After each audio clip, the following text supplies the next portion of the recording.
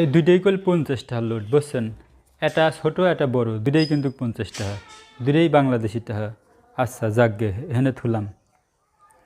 আবার এও কল 50 টাকা বুঝছেন, বাংলাদেশি টাকা।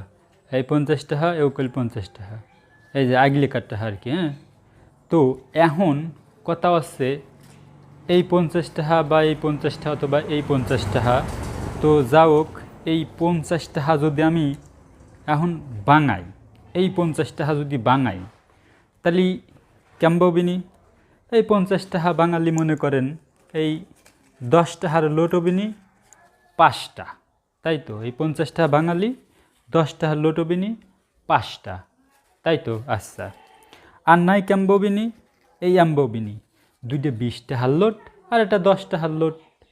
আচ্ছা